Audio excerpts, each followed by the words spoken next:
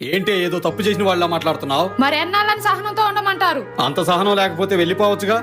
నా ఒక్క ప్రాణం అయితే ఎప్పుడో వెళ్ళిపోయేదాన్ని. మనకిప్పుడు 2 పిల్లలు. వారి భవిష్యత్తు గురించి కొంచెమైనా ఆలోచిస్తున్నారా? ఆలోచిస్తున్నాను కాబట్టి బాగా ఆడుతున్నాను. ఏంటి బెట్టింగులా? అవును, ఏదో ఒక రోజు నీ ముందు కోట్లు గుమ్మరిస్తాను చూడు.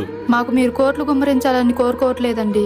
మా ముగ్గురు నోటికి ఇంత కూడు దొరికితే చాలనుకుంటున్నాం. ఛీ, నా పిల్లని పోయింది ఇంత చీపుగా మాట్లాడడానికి సిగ్గుగా లేదు? ఇంట్లో చీపురు కొనటానికి కూడా డబ్బు లేదండి. నేను పచ్చడితోనైనా కడుపు నింపుకుంటానండి. కానీ పిల్లలు 4 వారాల నుండి చికెన్ తినాలని ఉందని అడుగుతున్నారు. తల్లినయ్యుండి వాళ్ళు కోరుకుంది కూడా పెట్టలేకపోతున్నాను. తప్పు చేసిన వాళ్ళ మాట్లాడుతున్నావు అన్నావే, ఏ పని చేయకుండా సోమరిపోతులా ఉండడం కూడా ఒక పెద్ద తప్పేనండి. సోమరిపోత అయింది కాక ఇలా బెట్టింగ్లాడి కుటుంబాన్ని చిన్న భిన్నం చేయడం ఇంకా పెద్ద నేరం అని తెలుసుకోండి.